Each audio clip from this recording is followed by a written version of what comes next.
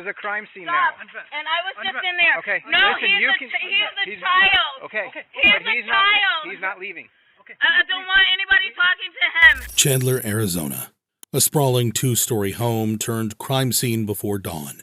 Inside, 3 generations of the same family had gathered for what was supposed to be a peaceful family reunion. Sisters, nieces, and great-aunts, now separated by blood on the floor and police tape in the halls. There's no knife. There's blood everywhere. Phone lines have been cut, like somebody intentionally tried to keep somebody from calling 911. And when the family learns that Tanya has passed, all hell breaks loose. Too big of a crowd for obviously for this. The potential for a crime to occur is here, so. They're the same people that would eat off the same plate of each other. I mean, that's how they are. Yeah. They're the type of family. They're the ones that everything is one big family.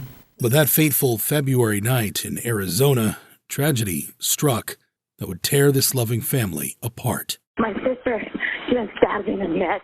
I don't know what's going on. She's bleeding out. Please hurry. Okay, I got some help on the way. Where's she bleeding from? Her neck. Her what? Her neck. Her neck? Okay, did she cut herself? I don't know. She just woke up. Okay. All right, I got some help on the way. I need you to try and find out what's going on, okay? Thank you. Let me feel. Tanya. Okay. Okay, thank you. Hold on, ma'am. I'm going to keep you on the line for a second, okay? I need you to find out what's going on. Just getting my sister. They are on the way, though, while we're talking, okay? Okay, thank you. How old is she? What happened? I don't know, honey. I don't know. Just keep breathing, Tanya. Okay, Tanya. Tanya, I don't know. I don't know. What will we do? Just hold pressure. Can you get a clean towel or a cloth and hold pressure on her neck, okay? Have a clean towel on her neck. Has she been stabbed anywhere else, Tanya? Tanya? Was she stabbed or did she cut herself? Okay, Tanya. No. Ma'am. A woman is bleeding, and there's blood everywhere. None of the phones inside the house are working. Dispatch sends units immediately to a new subdivision in Chandler, Arizona. A large 2-story home with a basement theater room and a detached guest house. The family who lives there has only been in the house for a few months, gathered that week for a visit that brought several relatives under the same roof. When the first officers arrive, the ambulance has already left. Paramedics have taken Tanya Hamilton, the injured woman, to the hospital. The responding officers secure the front entry and start documenting what remains. On their body cam footage, a trail of blood is visible on the tile at the base of the stairs, leading toward the main floor. A second officer reports that the interior phones appear disabled. The lines have been cut. Every light switch, door, and footprint is now evidence. The medics are gone, but the investigation has only begun. And so right now I'm just waiting, as you heard, I'm waiting to get an update on her status. But Dr. Palmer, he said he just wants to know if she's going to make it or not. If she's going to make it, then obviously it's district detective. If she's not, then they'll be calling people out. Detectives note that the property is enormous, around 9,000 square feet, spread over multiple floors, with living areas in both the basement and the guest house. Each level contains bedrooms, kitchens, and seating areas that need to be cleared. A call goes out for additional personnel to process the scene. Officers begin moving through the rooms methodically, photographing, logging, and sealing off sections of the house. Around 3 a.m., the focus shifts from emergency response to containment. Outside the garage, Andrett Latrice Chirichillo, Tanya's older sister, is crying and telling officers she can't lose her sister. She and her sibling had already gone through the pain and suffering of losing one sister in the past, though the circumstances behind that loss are unclear. I can't. It's Tanya. I can't lose her. Okay, baby. I can't lose my sister. Oh my God, I can't. That was the worst pain ever. Please send her back. Frankie, please lead her to the leaders back to us, please. Detectives begin separating relatives to stabilize the scene. Some are escorted away from the house, while officers secure the perimeter and continue documenting each room. Between 3 and 4 a.m., additional detectives arrive to help manage the scene. The report notes that several family members are escorted to the hospital during this time, while officers maintain control of the property. The house remains under active search, each area being checked and documented. Andrett is instructed to stay on site, and they make sure everyone is cleared out of the guest house in the back. Oh, you guys can stay in the garage, Okay. but we cannot let anybody else back on the property. What I would like you to do, if you don't mind, let's go to the back house and make sure they aren't here, that nobody's in there, please. All right. I'm going to try to go through the back house, okay? My Wi-Fi here. Unfortunately, not No, at this okay. time. Okay. Elsewhere, members of the extended family reach the hospital. In the waiting area, they're told that Tanya Hamilton has died from her injuries. Police body cam recordings capture the aftermath. Loud crying, shouting, and several relatives collapsing as medical staff and officers try to calm the crowd.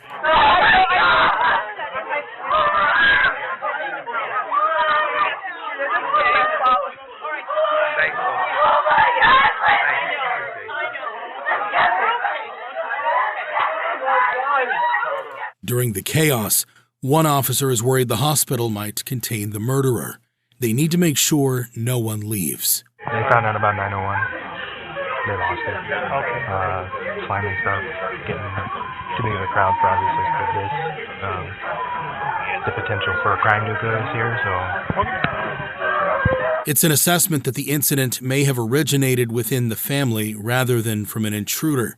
And back at the house, Andrett breaks down after learning she and her son can't leave the house and join her family at the hospital. Why are you guys doing this? I'm a fucking victim. Ma'am. Why are you guys doing this? We're- I can't be with my sister. I already lost one No, sister. I told you, ma'am, I know, but my child, I have to be a mom too. I understand that, but we have to. You understand this isn't a crime I scene. know, You I understand it's a know, crime scene. but why And can't we he have come do to things. me? Unfortunately, because it is now a locked Oh scene. my God! We So cannot let him we back in can't the go scene. anywhere, and you can't do anything. And We are trying to make do the best we can, ma'am. Okay. Around this time, detectives begin mapping the house in detail. The basement couch where Tanya had been sleeping, the adjoining theater room, the hallway where the blood trail starts, the upstairs guest room occupied by visiting relatives, and the detached guest house where others had stayed. Each space is measured and photographed. Officers rotate in and out of the property while crime scene specialists begin cataloging items. In the garage, Andrett gets into her car. A teenage boy is with her, covered with a blanket. His identity is not discussed in any footage from that period, and officers treat them both as witnesses pending further interviews. The trunk of the vehicle is inspected and closed. They are told to remain there while the investigation continues. Sometime after dawn, an officer checks on Andrett inside the garage. She remains seated in the back trunk of the car. The teenager beside her hasn't moved much since officers first placed them there. The scene outside the garage is controlled but tense. Detectives talking quietly. Technicians loading equipment. A crime scene van parked nearby. The investigation now runs on 2 tracks: interviews at the hospital and evidence collection at the house. Half of the family is in shock inside a medical center. The other half is confined inside a home that is turned into a crime scene. But there are rumblings that they know who did it, that Tanya had one last sentence to utter before she collapsed in her own blood. And it will soon become clear that this wasn't a break-in. It started inside. Family members remember Tanya as the one who made everything easier. Nieces called her their favorite aunt. Siblings said she was dependable when everyone else was overwhelmed. In her interview, Sophia's daughter describes Tanya as the sweetest person she ever met, the kind of person who would show up even when she didn't have to. That was my favorite aunt. I wasn't even sad. Like with me, like when I get in trouble, she's like, no, you know, Nai's a good kid, and she rides for you. She's gonna make sure you're okay at the end of the day. She's got your back, kind of thing. Exactly, and that's what I felt like she did in her last minutes. Like she's a fighter. No matter, she will fight for you. She can be she's the sweetest person you'll ever meet. But at the end of the day, if you do one of her family members wrong, she's gonna make sure, like, hey, she's gonna make sure like, you don't. She supports her family. Exactly. She's a family kind of person. She loves everyone in her family, no matter how. If the whole family looks at you one way, she's gonna make sure she's gonna still love you regardless of how everybody else looks at you. Because we're a pretty big family. There's 17 cousins in this family, and then 8. There was 8 siblings. Yeah. She says Tanya stood by people no matter what they did, that she'd defend anyone in the family if she thought they needed help. She was the one who remembered every cousin's name, who kept peace between sisters, who turned tension into laughter. Big family, Denise says. 17 cousins, 8 siblings. She loved Aries so much. Andrett Chiricillo, Tanya's oldest sister, was the one everyone turned to. She's the oldest of 8, but in her own words, she wasn't there to help her sister when it mattered. My sister is dead. I'm the oldest, and I wasn't there. You know, my one sister died, and I couldn't, and there was nothing I could do for her, and there was nothing I could do for Tanya. And I always tell people, it's like, there's nothing anybody can do to me that will hurt me, because I've already been hurt the worst with Frankie dying, and now Tanya. It's my baby sister. Is she the youngest? No, but Joanne is the youngest. But she's still younger than you, so she's a baby sister regardless. My baby sister. I'm the oldest, and it's like I am like, what? Maybe I could have got the towel fast. Maybe I could have made her. I don't know. It's like all of this stuff, and then my son is the suspect, and so I'm just like, I get it. I'm being like great, in and you're pain being super right cooperative with us, and you're even the circumstances, you're being amazing. For years, Andrett had been the family's organizer, the one who found apartments, paid bills, and planned trips. If a cousin needed help, she handled it. She made sure holidays happened, even when money was tight for others. Her Facebook shows snapshots from the Versace mansion and beach vacations, proof of how far she'd come and how much she wanted to share that life with her family. In other photos, she's smiling beside her son, Aries, her arm wrapped around him. To relatives, she was the sister who made things happen, the one who always found a way to make everyone feel included. Andrett is married to Mike Chiricillo, a mining executive whose work often keeps him overseas. Her generosity defined her role. Matthew Adel, Andrett's ex-partner, told detectives that Andrett and Mike took care of everyone. They paid for houses, food, vacations, cruises. Tanya and her boys were even living in Andrett's old house in Levine, he said. It sounds like her and her husband basically take care of everybody. Everyone. As I'm talking to her, we talk to Mike, or Matt. Matt or Mike? No, I'm Matt. Her husband is Mike. And then the lawyer is a Matt. I've never met him. Okay, because I'm trying to get all the M's in They take care of the whole family. Yeah. They house them, they feed them, they buy them vacations. They've gone on they take them all on cruises, everybody. And that's what she was saying that, because the house in Levine, I guess, was their old house, right? Mm-hmm. And that's where Tonya and her boys were supposedly living? Yeah, it's like a 5,000 square foot house.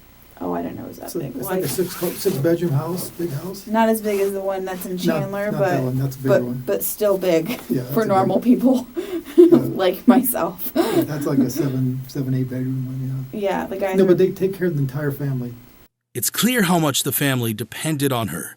That dependence built loyalty, but it also created quiet tension. Some relatives saw her as the backbone of the family. Others saw her as controlling. None of them said it directly, but the contrast appears in tone whenever her name comes up.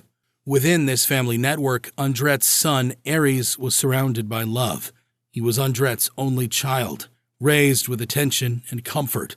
To his aunts and cousins, he was playful, energetic, sometimes restless, but always cared for.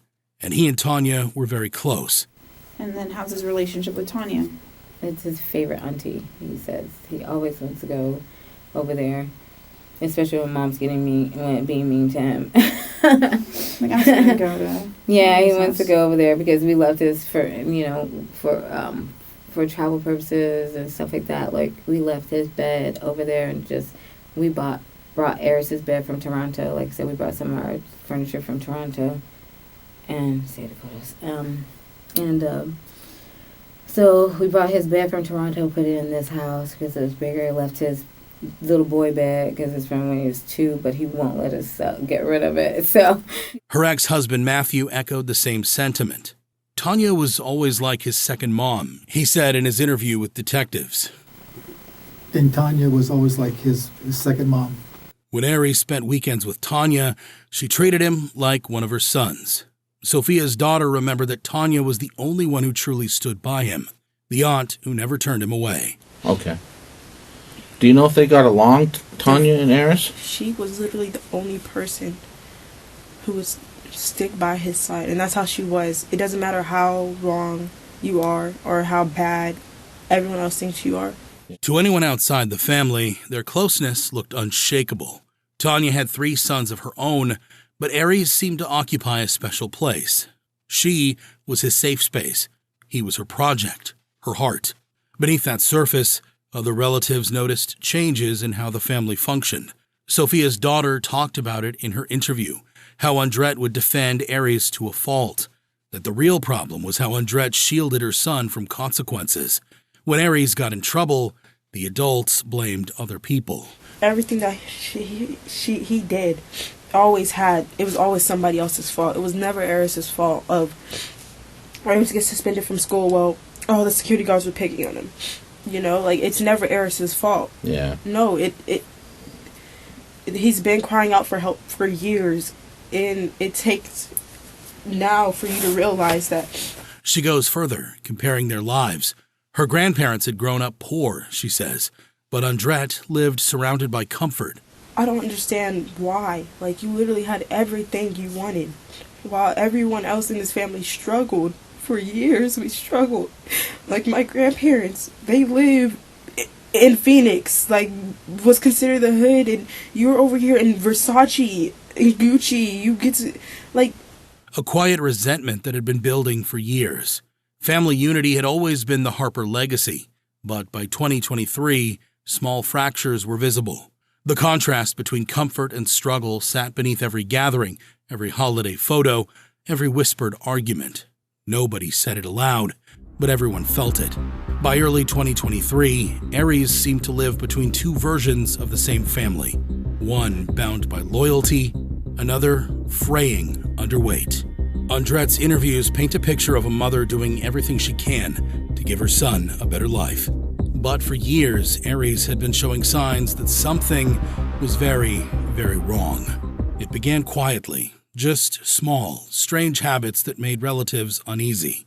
He would interrupt conversations with nonsense or talk about things that had nothing to do with what anyone was saying.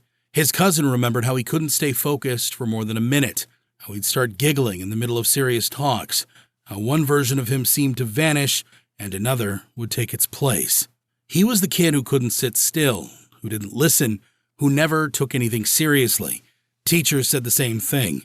By the time he reached high school, he had already been suspended more than once. His classmates whispered about him bringing alcohol to school in a hydro flask.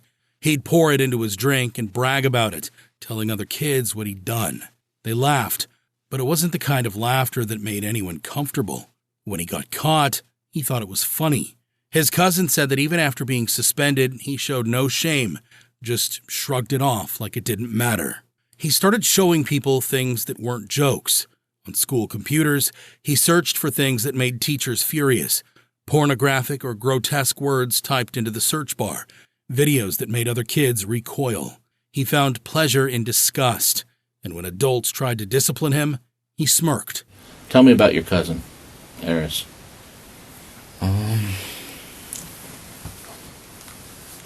He's just... I don't know how to explain him. He's just, weird. I'm not trying to bash him or anything. No, that's fine. He's not like other kids. He never takes anything serious. He's always has so much energy. He's never, if someone's talking about something, he's never on topic. He always has to talk about something else or something something just like that. He's easily distracted. Okay. He's I don't know if he has like mental issues or he's just the way he is just the way he is, or he thinks he's funny, or he thinks it's cool to be like, I don't know how to explain it. He's like, I don't know. You said he was weird. Give me some examples of what you mean by weird. So he just like the stuff that he like talks about or like shows people or like says, or like he never takes showers, he never cleans himself, he never he's just very odd. Okay. Like, I really don't know how to explain it. It's just like one moment he's Aries and the next moment he's somewhere else. And when I say Aries, I mean like he acts so like weird, like just like he has like so many different personalities in like just one body. I don't know if that makes sense to you. Yeah. He like, and then next moment or next minute he's just calm. And it's so weird. He's just calm, but like in a weird way. I don't know if that makes sense. He's just like, okay. I don't know. And I know you said something about him, things he shows people, things he says. It's like, give me some examples of things that he's shown people that like, you think is weird. Like inappropriate videos, just like immature videos, like I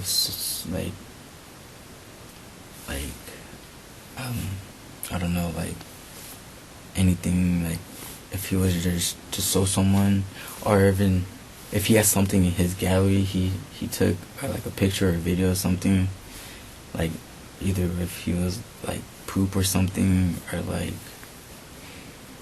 him, I don't know, or he goes on YouTube and looks up weird stuff. Aries' female cousin, his Aunt Sophia's daughter, was also disgusted by his behavior. Yeah. And you said Aries was, when you didn't want to be there, you said he was inappropriate. What do you mean by that? Like, he would just say stuff. And you're not going to offend me, I promise, okay? Mm-hmm. When you say stuff, what do you mean by that? Like, that was inappropriate. Like, he would just talk about being booty raped. And, okay. He'll just talk about stuff like that, being booty raped, and then he'll call girls like thoughts, and he'll just call them out their name, and just stuff like that. And his mom just thought it was so funny. Like, everything that he did, it was always somebody else's fault. It was never Aries' fault. At school, he was exhibiting this disturbing behavior, searching inappropriate content on the school computers, and the school eventually kicked him out. And Andrett decided to homeschool him. Homeschooling was supposed to give him structure, but it made him more isolated. He stayed home most days, logging on to lessons from his bedroom. Tanya's son said that at that point, his cousins were his only friends. But by then, Aries' reputation inside the family had already darkened. There were stories nobody wanted to repeat, but everyone had heard. His aunt, Andrett, had called the police more than once. Reports from Phoenix and Chandler show a troubling pattern going back years. In 2012, Andrett told officers she had seen Aries playing near her daughter while she slept. The report noted that investigators contacted a therapist in Florida who said the girl didn't want to discuss what happened. The case was closed without charges. In 2017, another report surfaced. Aries was accused of inappropriately touching one of his cousins at a Halloween party. The girl told officers that he had touched her under her clothes while she was sleeping. With her father's permission, police interviewed her at Phoenix Children's Hospital, and Aries admitted to touching her, but said he knew it was wrong. The report was forwarded to detectives, but the family decided not to prosecute. Nice, you're good. I heard that there was like a sex crimes report or something like that against Aries. Yeah, I don't know much about that, though. Okay. Do you know who it's involving?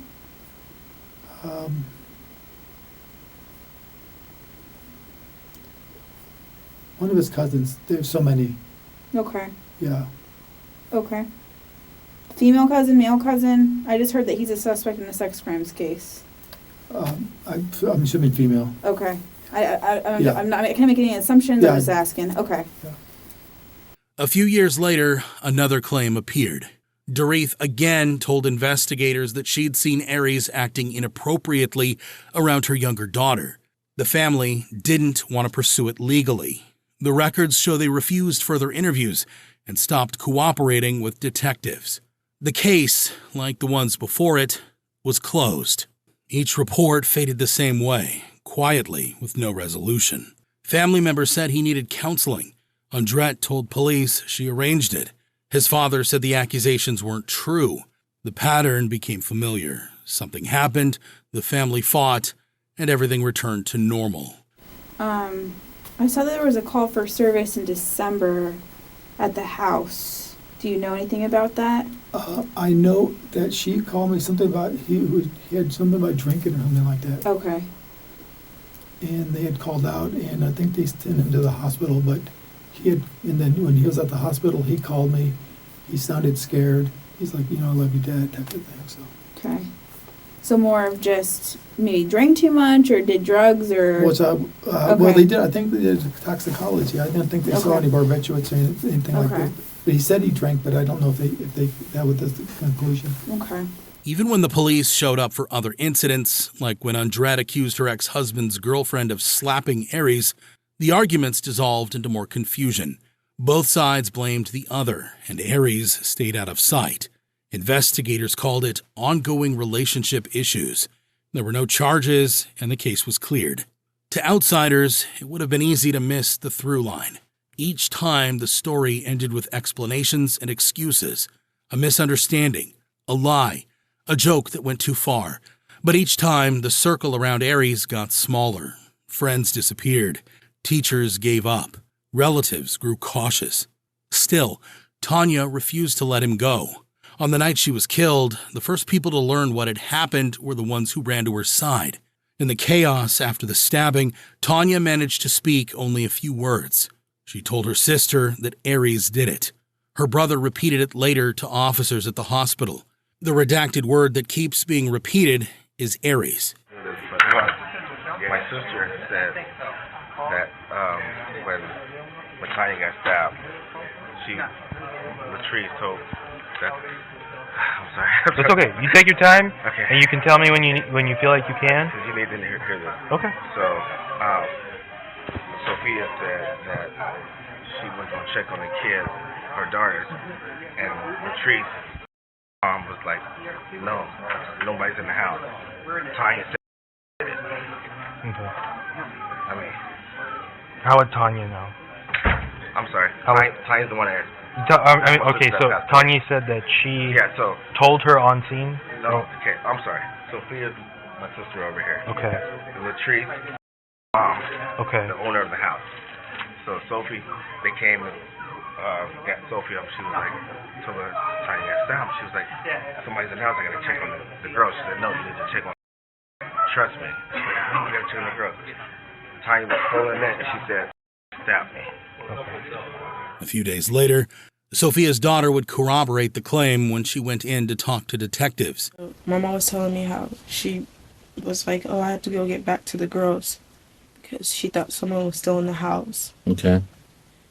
And Latrice was like, no one's in the house. No one's in the house. Tanya said Aries did it, or she thinks Aries did it. Who said that? That's what Latrice told my mom. Latrice told your mom? Yeah, she's like, no one's in the house. No one's in the house. Did you see this happen, or is this something your mom told you about? My mom told me about it. Okay. So your mom told you that Latrice told her that Aries did it? Yeah. Okay. That Tanya said Aries Aries did it. Yes. Okay, and thank she you. said when she walked in there, he was pacing back and forth and was like, I don't know what happened to my TT. And my mom said there was no blood on him. There was no tears coming down his eyes. And he was like, I don't know what happened to my TT. I don't know what happened to my TT.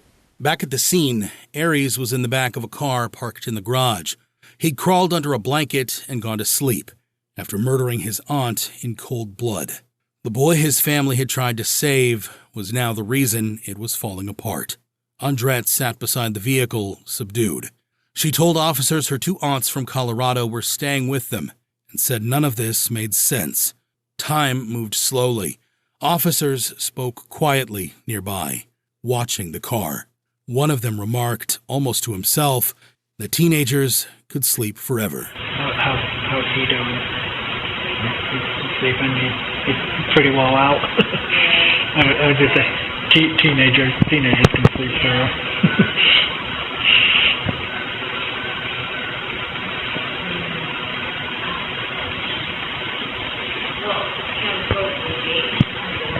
When morning came, homicide detectives arrived. They opened the trunk, woke Aries, and guided him out of the car. Andrett followed as they led him to the patrol vehicle waiting outside. Well, let's just get him in the car and we can go from there. Let me just stand up there. Yeah, one minute, put this down. Hey, honey, do you have stuff right here? Okay, all right, no worries. All right. But stand right here. Come on over. Turn around. Here, we got a cuff you right here.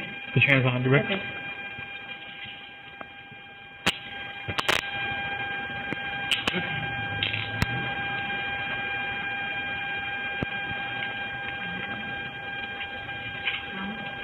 Want to fight on the slippers, Aaron? You don't have to if you don't want to, but at least it's something. And the dog?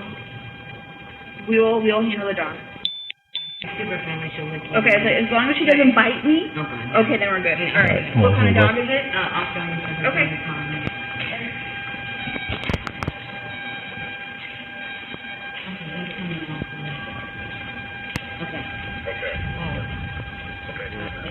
Is anybody in front of us? Yeah, it's pretty cool. All right, we'll be. Where are you? Where are you? Can you back up? Can you back up? I don't have to do something. Sweetie. Can you just flip around? That's all the time.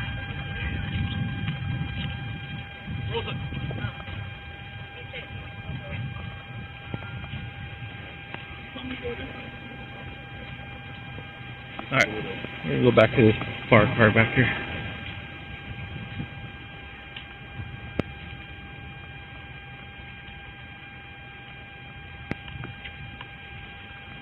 Alright, so advise radio, you got one to change. Okay. You're going back to D1, and you give her juvenile miles, because he's juvie. Okay. Okay? Alright. You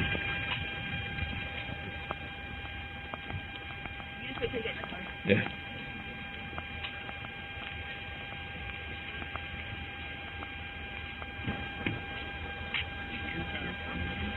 Well, I'm just gonna check your foot.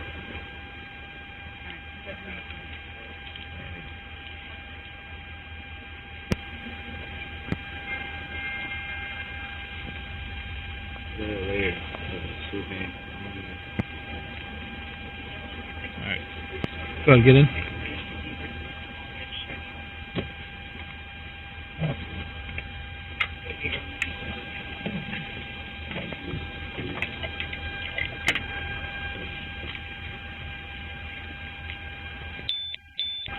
That's how the night ended and the morning began. A garage full of relatives, police radios hissing, and a mother watching her son taken away after her sister's death. In a single night, the Harper family lost two of its own, one to violence, the other to what no one could bring themselves to name. He hadn't run, he hadn't confessed, he'd murdered his aunt and then gone to sleep.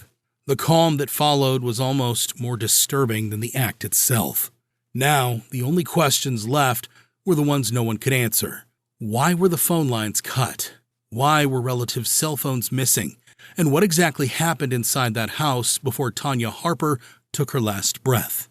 To answer that, we'll have to step inside the Chiricelli home just hours before the murder. The house was full but calm. Plates still sat on the counter, cards on the table, and a half-finished game waited for its next turn. Andrett had spent the night catching up with her aunts visiting from Colorado, both of them staying in the guest house behind the main property. Tanya had come over for dinner, planning to spend the night with her sister like she'd done countless times before. Aries moved in and out of the living room, guitar in hand, restless as always. He played pieces of songs, but never finished one. He drifted toward the basement and back upstairs, then sat by the counter just long enough to make everyone laugh. The family gathered in small pockets.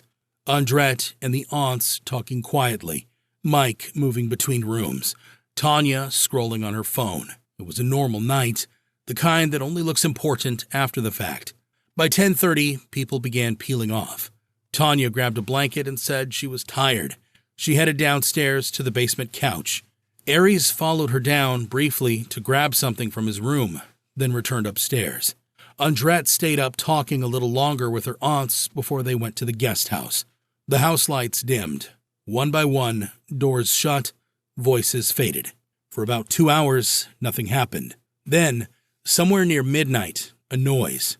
Small at first, the click of a phone line being pulled, a cord slipping loose. One light flickered on in the hallway, then off. The hum of the refrigerator cut out. Upstairs, Andrett turned over in bed but didn't wake. Downstairs, Tanya stirred. She might have thought it was Aries. She might have said something, a name, a question, before realizing something was wrong. The first scream woke the aunts in the guest house. They thought it was an argument. Then came another.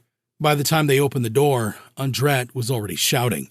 Mike ran toward the stairs, where Tanya lay half on the landing, half on the floor below.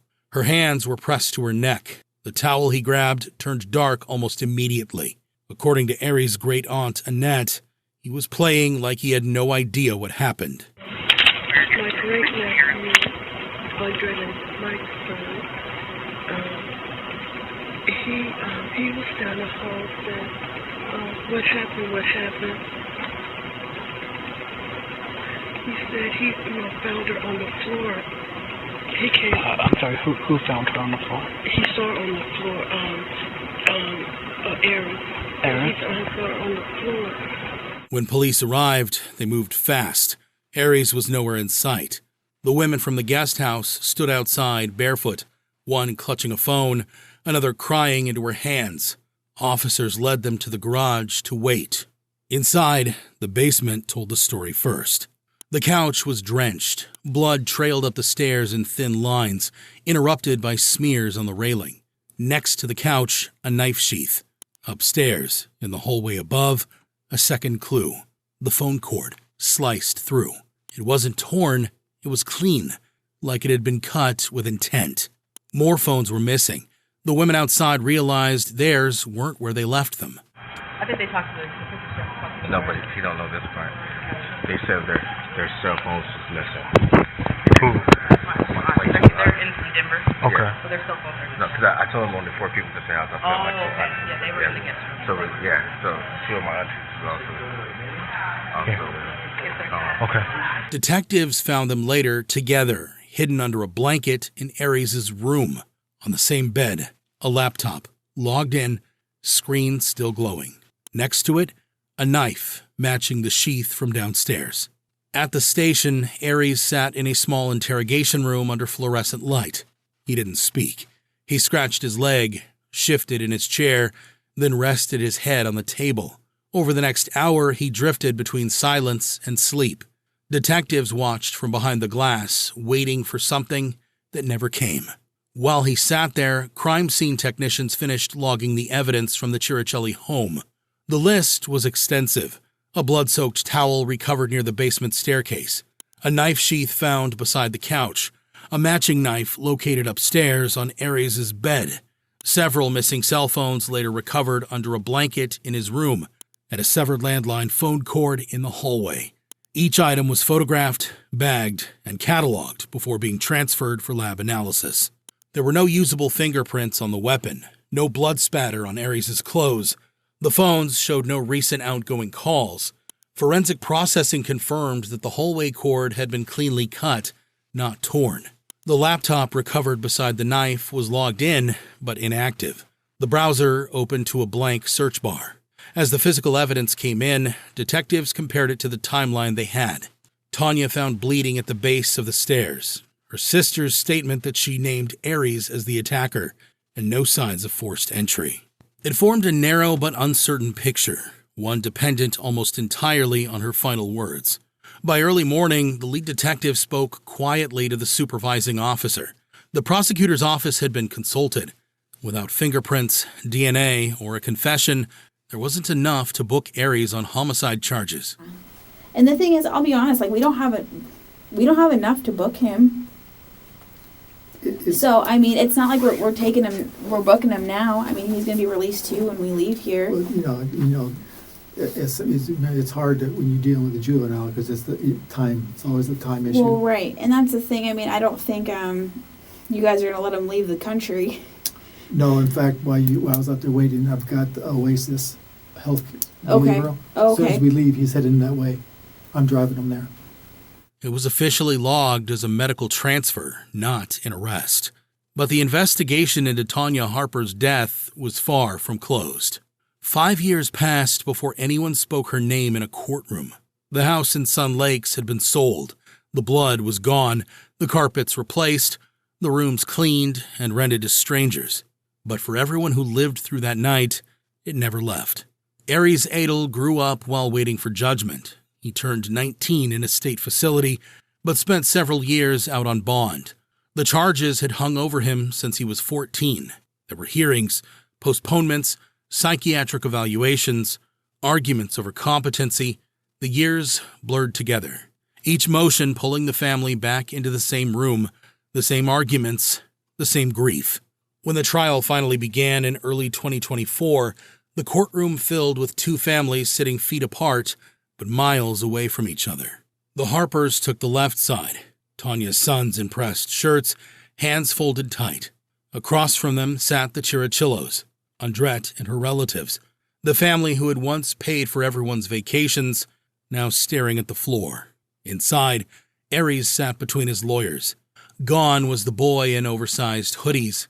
He looked older, even composed. The prosecutors said that composure was what made the case so chilling, that he could act with such precision, cutting phone cords and hiding devices, and then show no emotion when his aunt died. The defense said the calm was medication. Years of treatment, they said, had muted his mind. In an unusual move, he took the stand to testify in his own defense. This is what he had to say. What is your first memory of your interaction with Tanya that evening? It's when we were playing Connect 4 and she said, "You're not going to be living much longer." It didn't seem like Auntie Tanya. It was just like robotic and her eyes were just blank. Aries tells the court he went to his room where he claims his aunt calls his bedroom landline phone and repeats those words. He tells the jury he got scared and started cutting phone lines in the home with a knife, though said he didn't recall how many. The prosecution telling the court this takes planning and intent to show premeditation. He then tells the court he heard Tanya calling his name downstairs, the knife still in his hand. When you went downstairs, did you want to hurt her? No, I loved Auntie Tanya. I didn't want to hurt her. I just didn't want to get hurt myself. The state argues Tanya Harper was sleeping at the time and was defenseless. Aries then describes what happened next from his perspective. She lunges at me and I close my eyes and I push the knife forward. I don't necessarily know where I hit. I just push it forward because I don't really know what to do in that moment. I don't know how to explain it. And then I run. During the trial, the defense didn't deny that Aries killed his aunt. They argued that his actions stemmed from an untreated psychotic episode, the result of severe mental illness that had gone unaddressed for years. His attorneys described a boy lost in delusions and paranoia, incapable of understanding what he was doing. They called it a tragedy, not a murder. The prosecutors built their case around what little evidence they had left. There were no fingerprints on the knife, no DNA tying him to the weapon, no eyewitness who saw the moment itself. What they did have were Tanya's final words, spoken while she was still conscious, bleeding in her sister's arms. Those words became the backbone of the case. Everything circled back to them. Aries did it. The phrase echoed through every motion, every headline, every night of the trial. The prosecution countered that the planning proved intent.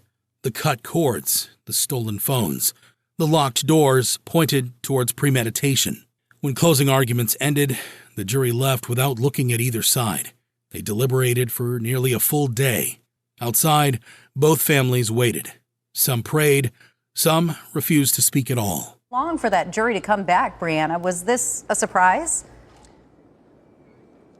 You know, they didn't deliberate for very long. It was interesting, though, because Aries Adel was on trial for first-degree murder. The verdict was second-degree murder. So this is kind of how this all went down. The jury was presented with 3 different options. First-degree murder, which Aries was on trial for, second-degree murder, which they convicted him of, or manslaughter. They went with that in-between option, which for the defense, they consider that a win because this wasn't a whodunit case. Aries Adel had confessed to this crime. I want to show you some video that was in court today after the verdict was read. We watched as Aries Adel was taken into custody and put in handcuffs at the end of the hearing. He had been out on bond for several years, so this will be the first time in years he'll be incarcerated again. The crime happened back in February of 2019 during a family reunion at their Sun Lakes home. Aries cut phone lines, hid cell phones, then went downstairs where his Aunt Tanya was sleeping and stabbed her to death. Her last words before she died, "I think it was Aries." Mental health was not admissible in this trial, so his defense team was left fighting for a lesser conviction than first-degree murder, claiming the state could never prove motive, and Aries felt threatened by comments his aunt had made toward him that night. Well, right after the verdict, we spoke to both sides. Tanya Harper's son, Amon, sharing words about the conviction. Though his family was hoping for first degree, they still find justice in this outcome. She didn't even get to see her youngest graduate. So just a lot of stuff that was stripped away from her because of someone's actions. And it's just a breath of fresh air knowing that that person is finally not out just sitting and laying in regular beds and kind of he's where he needs to be right now. And I'm just glad that it's finally over.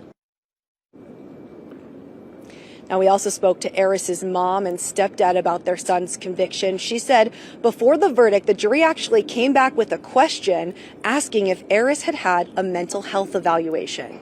So based upon his testimony, they knew something was missing. So I believe that is the reason why they came back with this verdict. And I'm ecstatic because either way we go, there's nothing but, up for us. Now, the sentencing was set for December 5th, so everybody will be back here in just over a month. But this is a huge difference. When we're talking about first-degree murder conviction and a second-degree murder conviction, Aries was looking at potentially life in prison if he was convicted of first-degree murder. Now, with second-degree, the maximum time in prison is 25 years. The minimum time is 10 years. So when you're talking about possibly in prison for 10 years versus life, his family really considers this a win, as they know that Aries will get out of prison in some time. They are still working on some appeals, though, and we'll learn more about those in the coming months. Guys, I'll send it back to you. Brianna, the verdict had to split this family apart because you had spoke with his mom before in depth, and she said that, in fact, he did have a serious mental health diagnosis. Is there a reason why that wasn't allowed in this trial and that they're appealing for?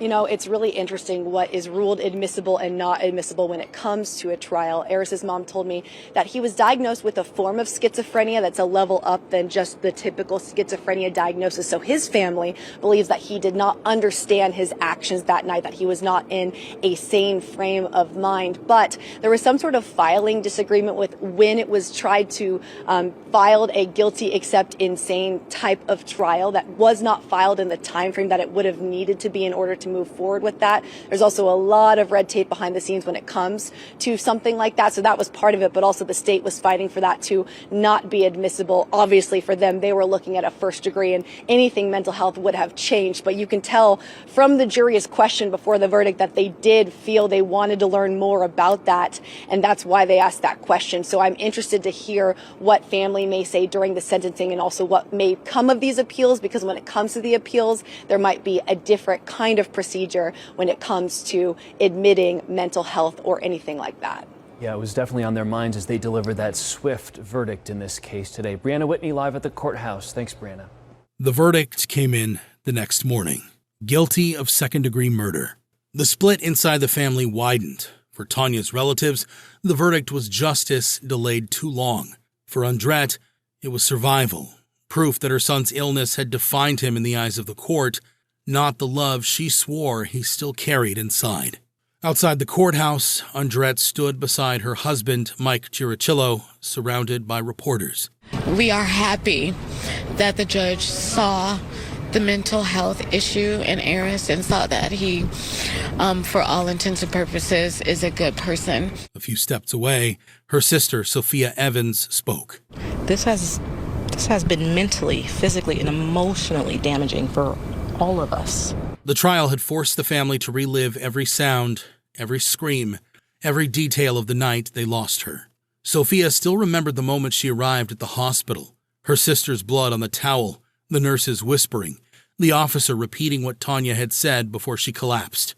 Even now, she couldn't stop hearing those words. At sentencing, Aries faced the same judge who had once handled his juvenile case. His hair was shorter, his hands were steady. He'd been found competent to stand trial, but psychiatrists said he would need lifelong treatment for schizophrenia and depression. Tanya's youngest son, the one we've shown in the interview footage, stood up to speak. "Every day I blame myself for what happened," he said. "Whenever I needed her, she was there. But the one time she needed me." His voice broke, and he sat back down, wiping his eyes. He had to leave the courtroom, overcome with sadness, since he and his family had asked for the maximum 25-year sentence. When it was Aries' turn, he spoke only once. "I hope you guys find God to forgive me," he said. The judge sentenced him to 13 years in prison for the murder of Tanya Harper. He would serve his time in a state facility under psychiatric supervision.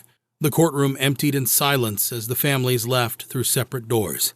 On her Facebook page, Andrett had begun posting about charity drives, food donations, and an adoption she finalized 2 years earlier. Photos showed her holding her newly adopted son, organizing holiday toy collections, smiling beside families she'd helped feed. The captions were short and steady. Faith, family, forgiveness. Her life, at least online, looked like healing, but the loss never left. She had buried 2 sisters, Tanya and Dorith, and watched her son become the symbol of the family's pain. Sophia said it was impossible to forgive.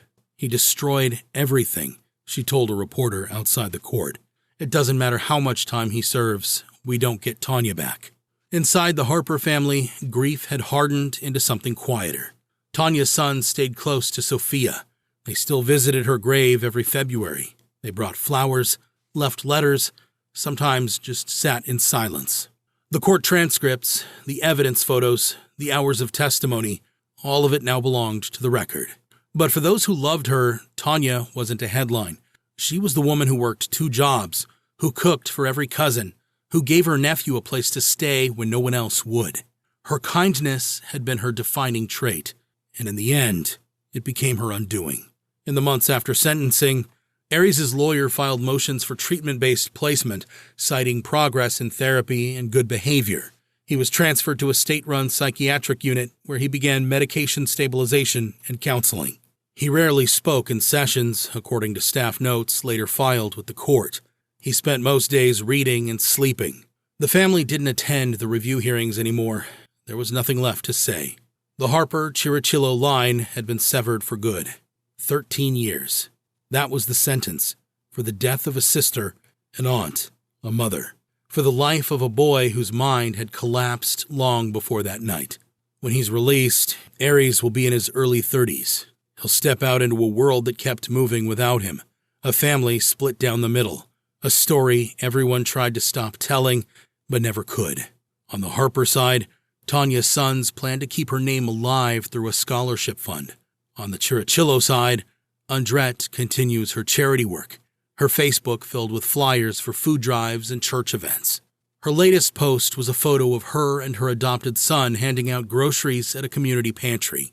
The caption read, "Keep going, even when the world says stop."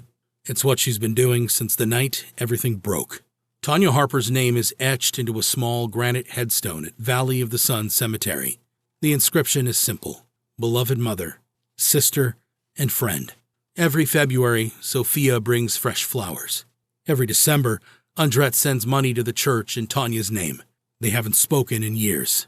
The case that began with a scream and ended with a verdict still lingers in police archives, sealed with the same question it started with: why? There were no clear answers in court, no confession or motive that made sense, only a moment of violence, a silence afterward, and a lifetime of consequences. In the end, All that remains are two families tied together by loss, and a boy who grew into a man behind glass walls. The story began with love, a boy and his aunt, a family built on loyalty, and ended with a sentence. 13 years.